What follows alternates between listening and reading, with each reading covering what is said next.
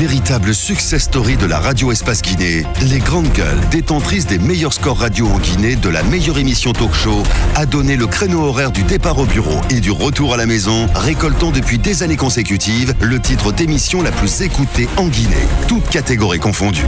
Un grand total de plus de 5 millions d'auditeurs ont été fidèles au talk show Les GG, diffusé jour après jour sur toutes les stations du réseau Adafo Média de 9h à 10h30, un exploit qui restera longtemps dans les annales de la bande FM en Guinée. Merci de nous rejoindre encore 50 minutes à passer ensemble dans cette émission. Dans un instant, nos invités par téléphone qui vont se relayer sur cette antenne. D'abord, M. Sidia Touré, président de l'UFR, ancien Premier ministre qui va prendre la parole dans un instant. Il sera talonné par M. Ousmane Gawal Diallo, honorable Ousmane Gawal Diallo.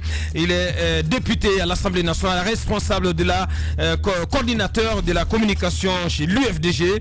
Un peu plus tard, notre invité, Maître Amadou Diallo, est également député à l'Assemblée nationale, vice-président de la commission des lois, qui va nous rejoindre dans cette émission. Vous le savez, l'actu majeure en Guinée, c'est cette démission de Maître Cheikh Sako. C'est confirmé, c'est officiel. Maître Cheikh Sako a quitté le gouvernement.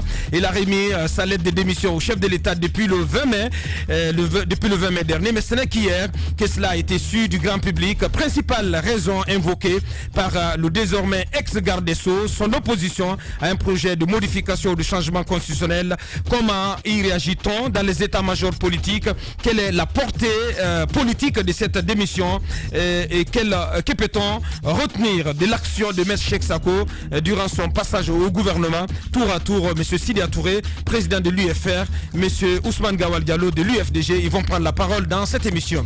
L'article 51 de la Constitution pourrait servir, et là il le met au conditionnel, pourrait servir de base juridique à un référendum portant sur une nouvelle constitution, eu égard à son contenu et sous réserve de certaines formalités à accomplir par le président de la République. Le référendum constitutionnel peut valablement avoir lieu. Citation donc de professeur Toba Zobelemou, qui a soutenu cette affirmation dans une contribution intellectuelle disséminée dans la presse hier.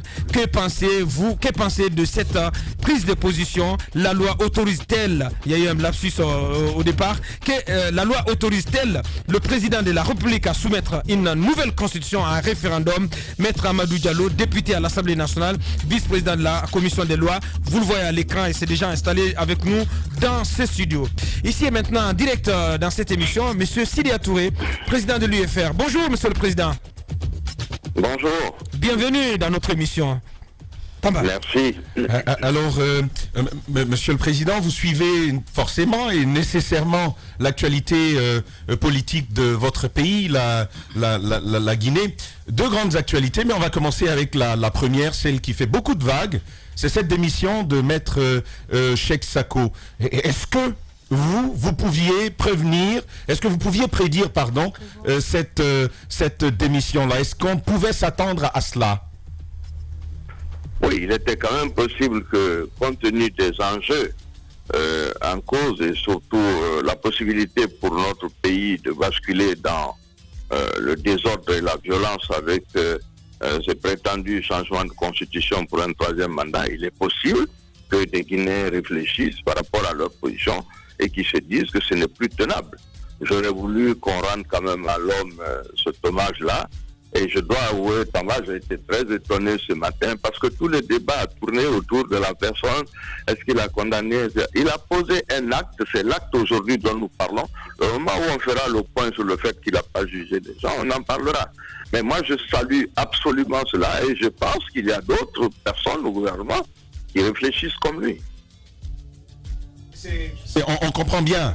On comprend bien, Monsieur le Président, que vous saluez l'acte. L'acte en soi, nous le saluons, mais l'acte ne va pas faire table rase du passé, du parcours du monsieur à la tête du département, Monsieur le Président. Si on va dans cette stratégie de l'oubli, est-ce que tout ceci ne disqualifie pas nos actions à long terme?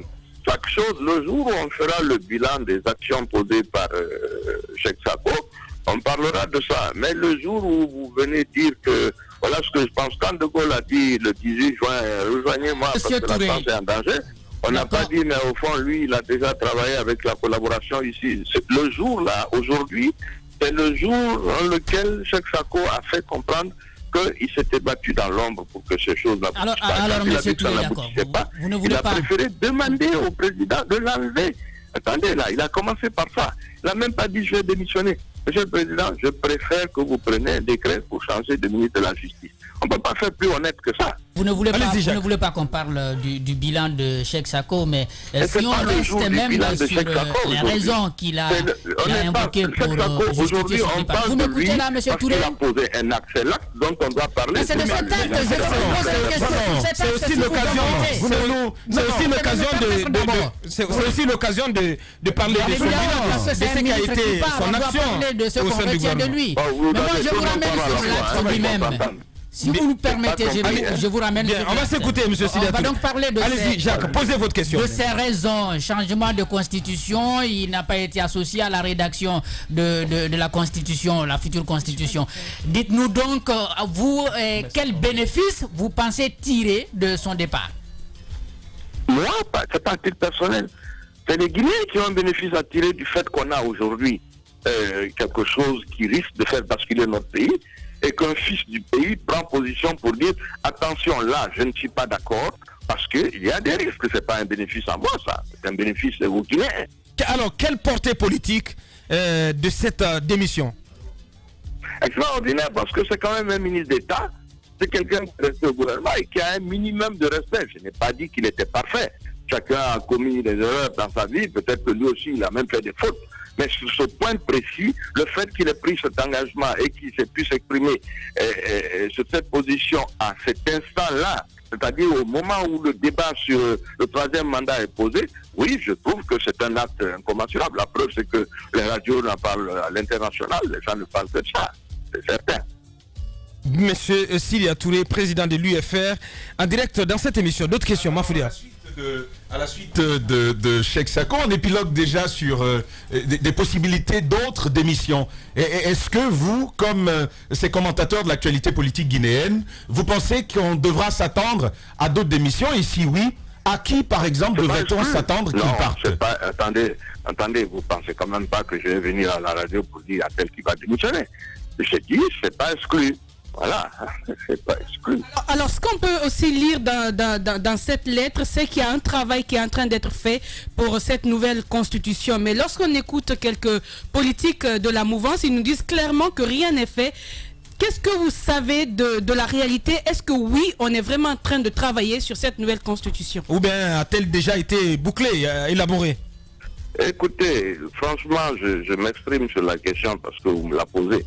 Parce qu'à mon niveau, il y a une constitution rédigée ou pas, je m'en contrefous. La réalité, je dois vous la dire, le texte, il a été élaboré par des amis communs qui sont des mercenaires du droit, qui sont à l'étranger, qui sont assis en Guinée ici du matin au soir, qui se disent professeurs de droit. Ils ont déjà rédigé un texte. Mais la réalité de tout cela, il ne faut jamais l'oublier. Alpha Condé a dit devant les télévisions, radios sénégalaises, que s'il y a une modification constitutionnelle, il y a un troisième mandat. Alors, acceptons quand même de dire que c'est lui qui le dit, c'est pas quelqu'un d'autre. Donc, le débat qu'il y a actuellement en Guinée, c'est le problème du troisième mandat d'Alpha Condé. Ce n'est pas le problème de savoir si quelqu'un a rédigé une constitution. Rédiger une constitution, c'est pas compliqué. Vous prenez ce qui est là, vous en modifiez 2 articles et vous en avez une nouvelle. Donc, c'est pas la question. Oui, ils ont un texte entre les mains, mais ça n'a pas d'importance pour nous parce que c'est un texte qui a été élaboré dans un seul et unique objectif, permettre à Alpha d'accéder à un troisième mandat. Ça, nous sommes contre cela. Écoute, je connais Maurice parce qu'on a fait l'école ensemble. Je l'ai fait venir ici pour être mon ministre de la Justice en 1996, après l'avoir attendu pendant 3-4 jours. Ensuite, c'est moi qui l'ai nommé au CNT. Bon, c'est un intellectuel, je lui reconnais le fait que c'est un professeur de droit. Et quand vous faites du droit, vous faites du droit. Mais quand vous commencez à mélanger ça avec les choses comme l'Ebola a fait ceci ou cela, ce n'est plus du droit. Là, on rentre dans le factuel et dans la défense de position. Moi, je ne le savais pas dans cette position-là. Ben, je m'en aperçois, je déplore cela et puis c'est tout. Et vous pensez que sa prise de position peut compter dans le débat? Écoutez, c'est sa prise de position. Aujourd'hui, moi, je suis préoccupé par ce que Cheikh Sako a dit. Voilà, parce que j'estime que ceci a une portée internationale. On a parlé de Cheikh Sako partout. Vous regardez les sites, tout le monde est en train de dire le ministre a démissionné. Et voilà les raisons pour lesquelles il a démissionné. Je m'en tiens à cela.